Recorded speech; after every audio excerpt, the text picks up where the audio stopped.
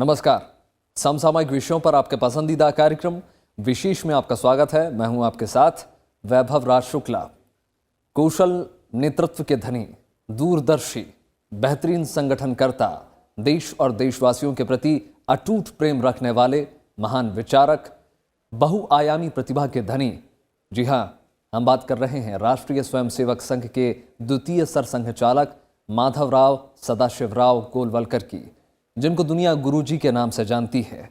गुरु यानी जो सही राह दिखाए, गुरु यानी जो साहस और समझ का अंतर सिखाए, और गुरु जो आत्मज्ञान और बुद्धिमत्ता से परिपूर्ण हो। माधवराव बचपन से ही कई भाषाओं में अच्छी पकड़ रखते थे। उनका देश में सांस्कृतिक, सामाजिक और आध्यात्मिक रूप से काफ़ी महत्वपूर्ण योगदान है।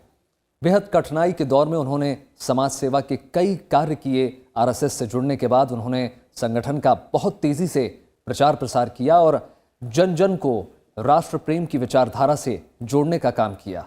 वे मातृभूमि के प्रति अपार श्रद्धा रखते थे और देश की मिट्टी के कण कण में दिव्यता को महसूस करते थे। वे जीवन भर युवाओं को ज्ञान प्राप्ति के लिए प्रेरित करते रहे और शिक्षा के महत्व को समझाते रहे। उनकी धर्म ग्रंथों और विराट हिंदू दर्शन पर अपार श्रद्धा थी, इसलिए उनका योगदान कई मायनों में काफी विराट महसूस होता है। तो आज विशेष में हम बात करने जा रहे हैं माधव सदाशिव गोलवलकर यानी गुरु गोलवलकर के जीवन, उनके विचार और संगठन में उनके योगदान की। तो आइए शुरू करते हैं आज का विशेष।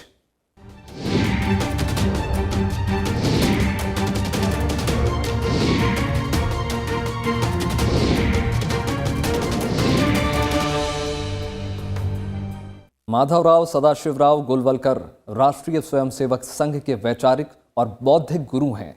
उनके विचार आज भी संघ का मार्गदर्शन करते हैं। गुरुजी के नाम से मशहूर गोलवलकर ने न केवल संघ की विचारधारा को परिभाषित करने का काम किया, बल्कि राष्ट्र और राष्ट्रीयता को भी काफी विस्तृत तरीके से परिभाषित किया है।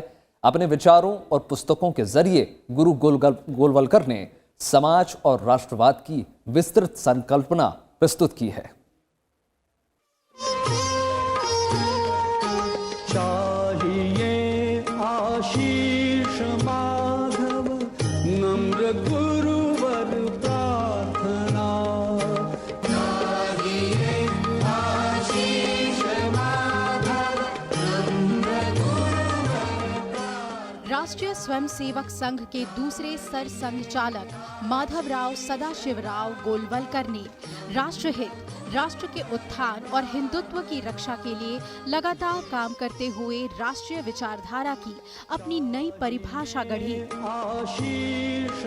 गुरुजी के नाम से मशहूर गोलवलकर ने अपनी राष्ट्रवाद और हिंदुत्व की परिभाषा में कुछ हद तक सावरकर के हिंदुत्व और हिंदू राष्ट्र के सिद्धांत को भी अपनाया। हालांकि कई जगहों पर वो सावरकर से अलग मत भी रखते थे। साल 1939 में लिखी अपनी पुस्तक वी और आवर नेशनहुड डिफाइंड यानी हम या हमारी राष्ट्रीयता परिभाषित में गोलवलकर ने जिस राष्ट्र को परिभाषित किया वो भारत के सांस्कृतिक मूल्यों को धारण करने वाला है। मुश्किल से 100 पेज वाली इस पुस्तक की कई बार विरोधियों ने आलोचना भी की, लेकिन पहली बार इसी पुस्तक ने हिंदू राष्ट्र की अवधारणा को सशक्त तरीके से पेश किया और आगे कुछ सुधार के साथ उनके बंच ऑफ थॉट्स और श्री गुरुजी समग्र दर्शन में हिंदू राष्ट्र और उसकी संस्कृति की व्यवस्थित अवधारणा अभिव्यक्त हुई।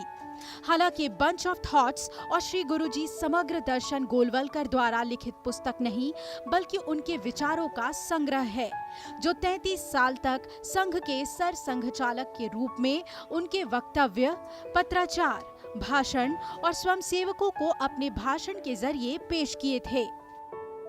गोलवलकर ने हिंदू राष्ट्र में राष्ट्रीयता की भूमिका को ठीक उसी तरह समावेशित किया जिस तरह वीर सावरकर ने हिंदुत्व और राष्ट्रीयता को एक दूसरे के पर्यायवाची बताया था।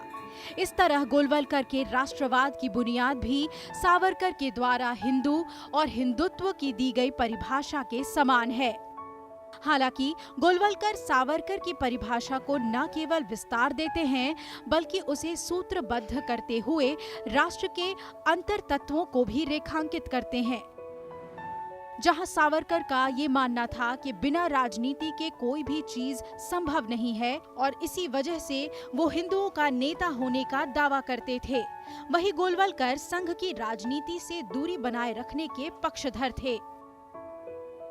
वीर सावरकर के प्रभावों के विचारों से गुरुजी प्रभावित थे और वीर सावरकर के ने जो हिंदुत्व को जो है, देखिए वीर सावरकर को एक इस चीज़ का क्रेडिट दिया जाना चाहिए कि उन्होंने पहली बार हिंदुत्व को आधुनिक परिप्रेक्ष्य में परिभाषित किया। उनकी पुस्तक जब हिंदुत्व आई, छोटी सी पुस्तक है, लेकिन उसमें उन्होंने बड़े अच्छे से उसको परिभाषित किया।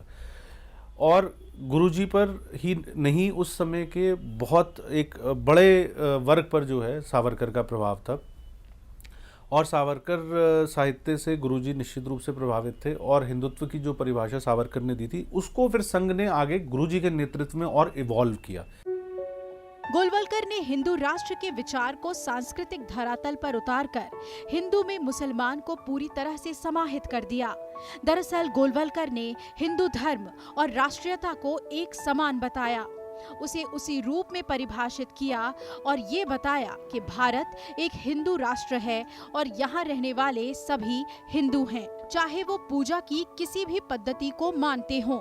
दरअसल गुरु गोलवलकर का यही मानना था कि हिंदू राष्ट्र की एक ऐसी अवधारणा रखी जाए जो यहाँ के निवासियों में एकता की भावना जगा सके।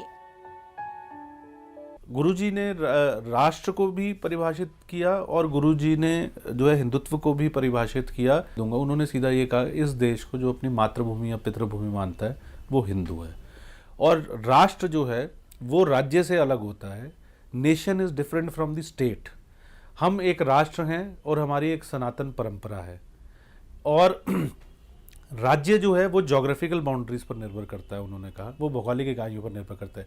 राष्ट्र जो है कुछ ऐसे शाश्वत मूल्यों पर निर्भर करता है जो कि हमारी सनातन भारतीय परंपरा का, सांस्कृतिक परंपरा का एक अटूट हिस्सा रहे हैं। गोलवलकर ने राष्ट्र की परिभाषा देते हुए कहा कि समाज केवल मनुष्यों का एक समुच्चय नहीं होना चाहिए, बल्कि उसकी एक खास पद्धति होनी चाहिए जिसमें जीवन के आदर्श, संस्कृति, अनुभूति, भावनाओं, विश्वास और परंपराओं का मिलन हो। इस तरह जब समाज एक रूप होता है तो वो ये व्यवस्थित संगठन का रूप ले लेता है और तब उस खास क्षेत्र में रहने वाले लोग एक राष्ट्र का निर्माण करते हैं। सावरकर ने 1920 से 25 के बीच में जो है ये हिंदुत्व को परिभाषित किया। गुरुजी ने 1940 में जो है संघ सरसंघ चालक बने। उसके बाद उन्होंने इस हिंदुत्व की परिभाषा को और इवॉल्व किया, एक ऑल इंक्लूसिव, ये वो एंटी मुस्लिम नहीं था उनका हिंदुत्व जो है, जो गुरुजी ने कहा, ठीक है ना। और उन्होंने एक ऑल इंक्लूसिव परिभाषा जो है हिंदुत्व की गढ़ी। जैसे मैंने आपको कहा, जो इस देश को अपने मातृभूमि या पितृभूमि मानता है वो हिंदू है। उसकी पूजा पद्धति कोई हो सकती है, वो मस्जिद में जा सकता है, वो गिरजाघर में जा सकता है, वो नास्तिक हो सकता है, जो है इससे उसकी पूजा पद्धति क्या है ये उसका निजी मामला है। जो है मूल बात यह है कि आप इस देश को अपनी मातृभूमि या पितृभूमि मानते हो कि नहीं, मानते हो तो हिंदू हो। वीर सावरकर ने जहां राष्ट्र को पितृभूमि की संकल्पना दी थी, वहीं गोलवलकर ने उनकी इस संकल्पना को विस्तार देते हुए ये स्पष्ट किया कि पितृभूमि पर गर्व होने के साथ मातृभूमि से प्रेम हमारी राष्ट्रीय चेतना को प्रदर्शित करती है। उन्होंने कहा कि पितृभूमि जहां वर्चस्व और सत्ता का वाहक है, वहीं मातृभूमि एक भावनात्मक विषय है जो देश से भावनात्मक लगाव को दर्शाता है। इस तरह राष्ट्र और राष्ट्रवाद की सिद्धांतिक रूपरेखा को स्पष्ट करते हुए गोलवलकर ने देश और जाति की संकल्पना को मिला दिया और देश प्रेम को इसकी बुनियादी शर्त बताया। गुरुजी अगर राष्ट्र की बात करें, हिंदुत्व की बात करें, तो उसमें कोई ऐसी बात नहीं कि वो इस ज़मीन की बात नहीं थी, इस मिजाज की बात नहीं थी, इस देश के स्वभाव से मेल खाती हुई बात नहीं थी। ये वही बात थी जैसा आप याद कीजिए, ये 550वां वर्ष गुरु नानक जी का भी है। जिस समय बाबर ने हमला किया तो गुरु नानक जी ने क्या कहा था? गुरु नानक जी ने कहा था, खुरासान खसमान किया, हिंदू आन डराया। सिर्फ हिंदुओं की बात नहीं थी, पूरे हिंदुस्तान की बात थी। यही हिंदुस्तान की परिकल्पना, यही बात गुरुजी की भी थी कि ये जो एक सिर्फ भौगोलिक व्याप नहीं है, हम सब आपस में एक हैं, हमारे पुरखे, हमारी परंपराएं, हमारी संस्कृति एक है और यही हिंदुत्व है। गोलवलकर के विचारों के संग्रह पर छपी पुस्तक बंच ऑफ थॉट्स में भी ये बात कही गई है कि हिंदू अविभाज्य है और हमेशा रहे हैं। गोलवलकर के मुताबिक हिंदू समाज का विकास जिस व्यापक तरीके से एक सूत्र में पिरोया हुआ दिखता है वो किसी को भी आश्चर्यचकित करता है। उनका मानना था कि तमाम विपरीत हालात के बावजूद हिंदू आज भी विश्व को नेतृत्व और दिशा देने की क्षमता रखता है। गुरु गोलवलकर के विचार और कही बातें कई बार अपनी प्रासंगिकता को दर्शाते भी रहे हैं। उनका मानना था कि जिस तरह पानी का धर्म बहना है वैसे ही हिंदू से अभिप्राय एक ऐसी जीवन शैली से है जो मातृभूमि के लिए समर्पण का भाव रखती हो। Bureau report, Rajya Sabha TV. Madhavrao Sadashiv Rao Golwalkar ने अपना पूरा जीवन देश की एकता, अखंडता और गौरव के लिए समर्पित कर दिया। उनमें त्याग, तपस्या, योग और संगठन क्षमता का बेजोड़ समन्वय था। इनका व्यक्तित्व बहुआयामी था। अध्यापन के साथ ही समाज सेवा इनके जीवन में बहुत महत्व रखती थी। गोलवलकर राष्ट्रहित से जुड़ी छोटी से छोटी घटना या प्रसंग के प्रति हमेशा जागरूक रहे। देव इंगित पर तुम्हारे ध्येय पथ पर बढ़ रहे। राष्ट्रीय स्वयंसेवक संघ के द्वितीय सरसंघ चालक माधवराव सदाशिवराव गोलवलकर, जिन्हें पूरी दुनिया गुरु जी के नाम से जानती है, इन्होंने राष्ट्रीय स्वयंसेवक संघ यानी आरएसएस को अखिल भारतीय स्वरूप प्रदान किया। गोलवलकर का जन्म 19 फरवरी 1906 को नागपुर में हुआ था। वो अपने माता पिता की चौथी संतान थे। उनका नाम माधव रखा गया। परिवार में वे मधु के नाम से पुकारे जाते थे। उनके पिता सदाशिवराव शुरू में डाक तार विभाग में कार्यरत थे। बाद में 1908 में शिक्षा विभाग में अध्यापक पद पर उनकी नियुक्ति हो गई। माधव की बचपन से मातृभाषा मराठी, अंग्रेजी और हिंदी पर अच्छी पकड़ थी। उनकी शिक्षा की नींव घर में ही रखी गई। 1922 में 16 वर्ष की आयु में उन्होंने मैट्रिक की परीक्षा चांदा के जुबली हाई स्कूल से पास की। चांदा को अब चंद्रपुर के नाम से जानते हैं। 1924 में उन्होंने नागपुर के ईसाई मिशनरी से संचालित हिस्लाप कॉलेज से विज्ञान विषय में इंटरमीडिएट की परीक्षा पास की। कॉलेज जीवन में वे एक बेहतरीन खिलाड़ी और मेधावी छात्र के रूप में जाने जाते थे। उन्हें हॉकी से खास लगाव था। छात्र जीवन में ही उन्होंने बांसुरी और सितार वादन में अच्छी प्रवीणता हासिल कर ली थी। बचपन में अगर खेलकूद की बात कहें तो हॉकी के बहुत अच्छे खिलाड़ी थे, टेनिस के बहुत अच्छे खिलाड़ी थे। मलखंब जो आप महाराष्ट्र में देखते हैं आज भी एक पारंपरिक खेल के तौर पर उसकी प्रतिष्ठा है। मलखंब के बहुत कुशल खिलाड़ी थे। साथ ही सितार बजाना, बांसुरी बजाना, इसमें बहुत प्रवीण थे। तो बहुमुखी प्रतिभा के तौर पर हम खेल में भी देखते हैं, संगीत में भी देखते हैं। और विषयों की बात करें तो गणित में, दर्शन में, अंग्रेजी में, विज्ञान में, अलग अलग विषयों में उनकी बहुत अच्छी गति थी। इंटरमीडिएट के बाद गोलवलकर ने 1924 में बनारस हिंदू विश्वविद्यालय में प्रवेश लिया। 1926 में उन्होंने बीएससी की परीक्षा और 1928 में एमएससी की परीक्षाएं प्राणी शास्त्र विषय में प्रथम श्रेणी में पास की। इसी बीच उनकी रुचि आध्यात्मिक जीवन की ओर भी हुई। एमएससी के बाद प्राणी शास्त्र विषय में मत्स्य जीवन पर शोध कार्य के लिए मद्रास के मत्स्यालय से जुड़ गए। पिताजी के सेवानिवृत्त होने के बाद आर्थिक तंगी के कारण उन्हें अपना शोध कार्य अधूरा छोड़कर अप्रैल 1929 में नागपुर लौटना पड़ा। इस बीच उनकी तबीयत भी खराब रहने लगी। इसी बीच बनारस हिंदू विश्वविद्यालय से गोलवलकर को निदेशक पद पर सेवा करने का प्रस्ताव मिला। 16 अगस्त 1931 को उन्होंने बनारस हिंदू विश्वविद्यालय के प्राणी शास्त्र विभाग में निदेशक का पद संभाल लिया। प्राणी शास्त्र का अध्यापक होते हुए भी विश्वविद्यालय प्रशासन ने उनकी प्रतिभा पहचान कर उन्हें बीए की कक्षा के छात्रों को अंग्रेजी और राजनीति शास्त्र भी पढ़ाने का अवसर दिया। वे अपनी विलक्षण प्रतिभा और योग्यता से छात्रों में बहुत लोकप्रिय हो गए। उनके छात्र उनको गुरुजी के नाम से संबोधित करने लगे। इस नाम से वे आगे चलकर जीवन भर जाने गए। विज्ञान से पढ़ाई के बावजूद वे जरूरत पड़ने पर छात्रों और मित्रों को अंग्रेजी, अर्थशास्त्र, गणित और दर्शन जैसे अन्य विषय भी पढ़ाने को सदैव तत्पर रहते थे। उनके वेतन का ज्यादातर हिस्सा अपने होनहार छात्र मित्रों की फीस भर देने या उनकी पुस्तकें खरीद देने में ही खर्च हो जाया करता था।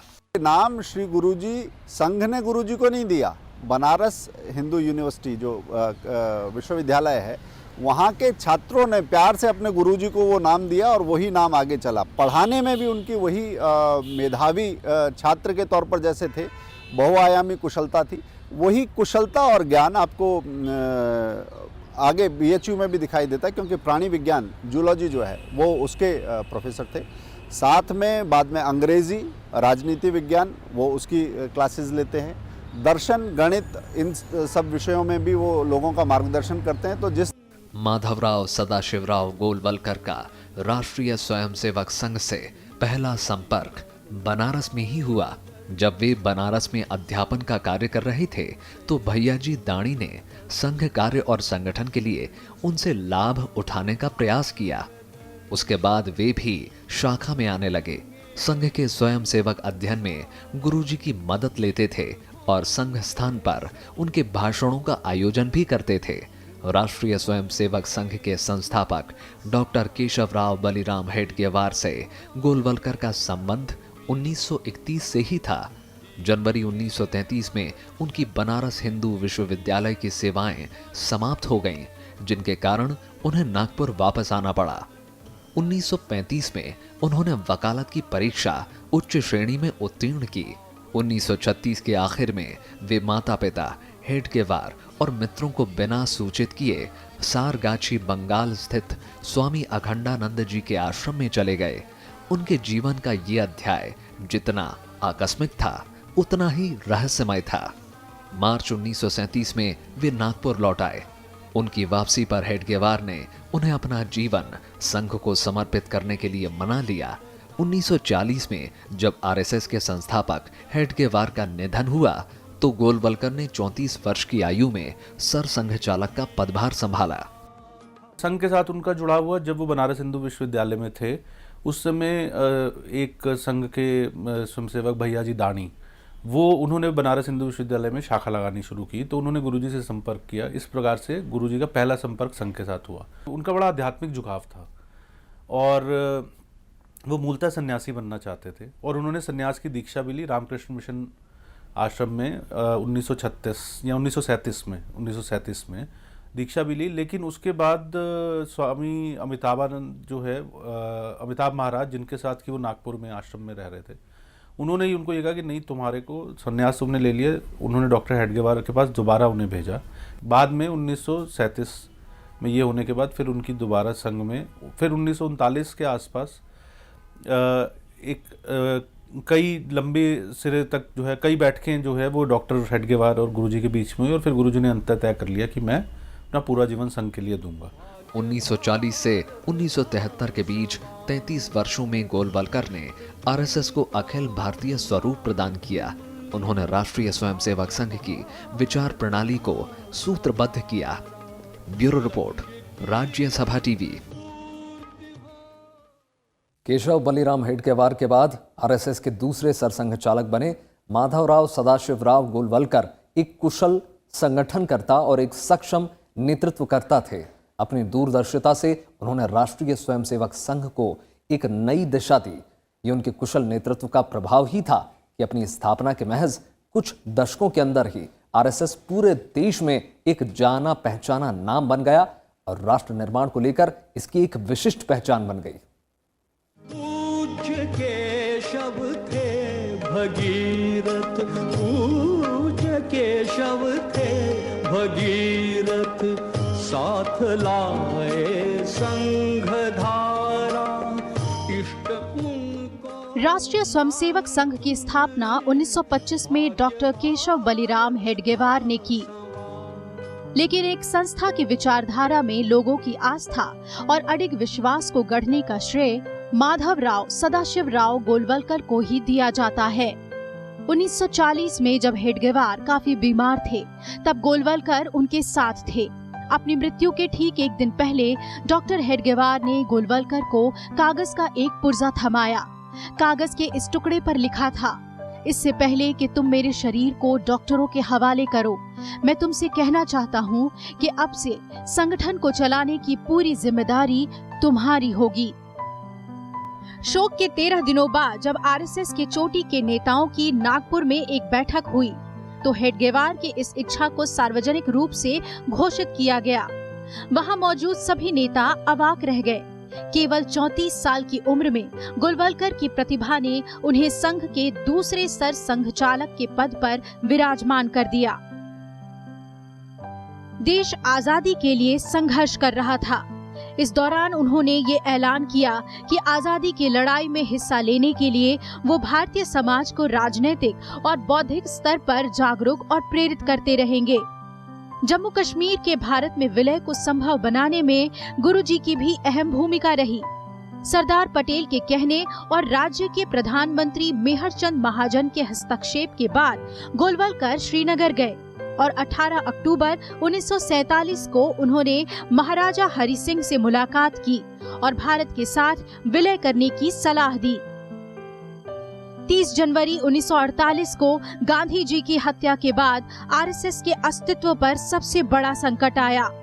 1948 में ही आरएसएस पर प्रतिबंध लगा दिया गया था। तब अपनी गिरफ्तारी के दौरान गुरु गोलवलकर ने कहा था कि संदेह के बादल जल्द ही छट जाएंगे और हम बिना किसी दाग के वापस आएंगे। गोलवलकर के कभी विचलित न होने के गुण का नतीजा ही था कि 6 महीने के बाद ही आरएसएस पर लगा बैन हटा लिया गया। गुरुजी, आज जो आप संघ को एक बड़े वटवृक्ष के रूप में देखते हैं, उसका बहुत हद तक, वैसे तो इसका श्रेय जो है वो लाखों कार्यकर्ताओं को और समाज को जाता है, लेकिन गुरुजी का जो नेतृत्व था, क्योंकि गुरुजी के 1940 से लेकर 1973 तक जो है वो रहे, उस दौरान संघ ने एक पूरा अखिल भारतीय स्वरूप हासिल कर लिया। और ध्यान देने की इसमें बात ये भी है कि गुरुजी के जीवन काल में बहुत सारी महत्वपूर्ण घटनाएं हुई। संघ पर पहली बार प्रतिबंध लगा 1948 में। वो संघ के लिए अग्नि परीक्षा थी, जिसमें से संघ एक तरीके से कुंदन की तरह निखर कर बाहर निकला और पहले से भी ज़्यादा तेजी से उसका विस्तार हुआ। 1947 में इससे पहले विभाजन हुआ, उसमें संघ ने लाखों हिंदुओं को जो है वो बचाया। गुरु गोलवलकर ने भारत भर अखंड भ्रमण कर संघ के काम को न केवल कुशलता से संचालित किया, बल्कि समाज के कई लोगों को जोड़कर संपूर्ण भारत में संघ कार्य का एक जाल बिछाया। अध्ययन, गहन चिंतन, आध्यात्मिक साधना, मातृभूमि के प्रति निस्वार्थ योगदान, समाज के प्रति असीम आत्मीयता, व्यक्तियों को जोड़ने की शानदार कुशलता जैसे गुणों के चलते उन्होंने भारत के हर कोने में संगठन को तो मजबूत बनाया ही, साथ ही हर क्षेत्र में देश का परिपक्व वैचारिक मार्गदर्शन भी किया। विश्व हिंदू परिषद, विवेकानंद शिला स्मारक, अखिल भारतीय विद्यार्थी परिषद, भारतीय मजदूर संघ, वनवासी कल्याण आश्रम, शिशु मंदिरों आदि विविध सेवा संस्थाओं के पीछे गुरुजी की ही प्रेरणा रही है। गुरुजी कहा करते थे कि ट्रेन का जो डिब्बा है वो मेरा दूसरा घर है। इस बात को आप ये समझ सकते हैं कि लगातार प्रवास, सतत प्रवास। ये कहा जाता है कि जो सपना डॉक्टर हेडगेवार जी ने देखा, अगर वो संघ का जो स्वरूप आज आप देखते हैं, अगर उसके सूत्रधार अगर डॉक्टर हेडगेवार थे, तो उसका भाष्य, उसका टीका, उसका फैलाव, ये काम करने का जो था वो गुरुजी ने किया। इसीलिए वो बात कहते हैं कि ट्रेन का डिब्बा मेरा दूसरा घर है। और आप देखिए संघ में वो जो प्रवास की जो परंपरा है, लगातार प्रवास की, वो गुरुजी ने अपने आचरण से अपना उदाहरण सामने रखते हुए कि संघ का कार्य ऐसे बढ़ सकता है, ये स्थापित करने का काम अगर किसी ने किया तो गुरुजी ने किया।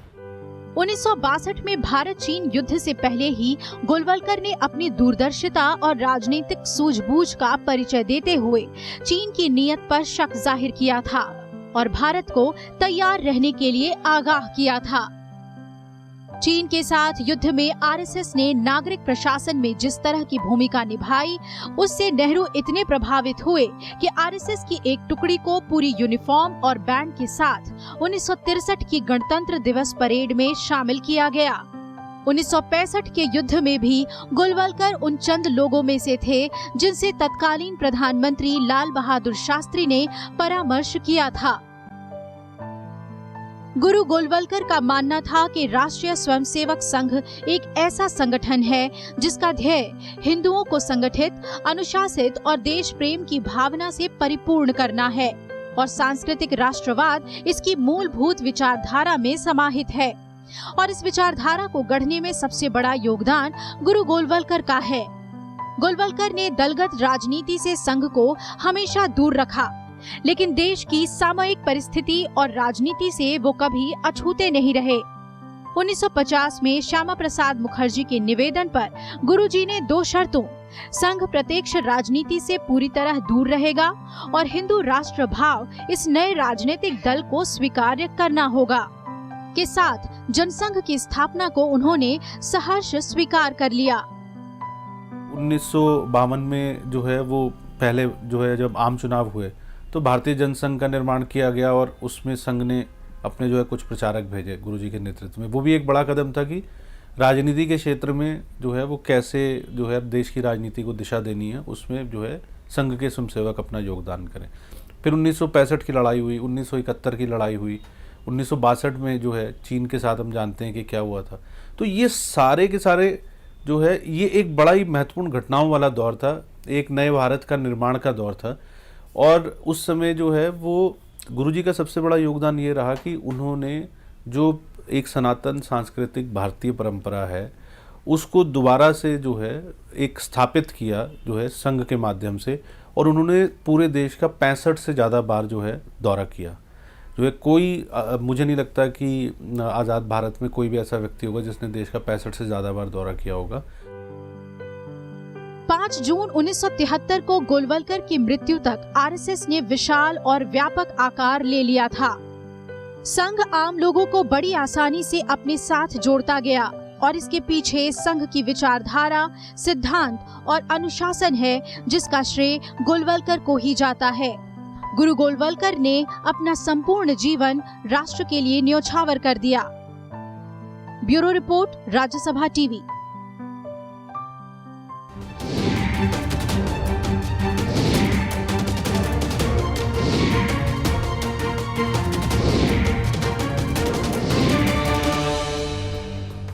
तो ये था आज का विशेष। उम्मीद है आपको विशेष का ये अंक पसंद आया होगा।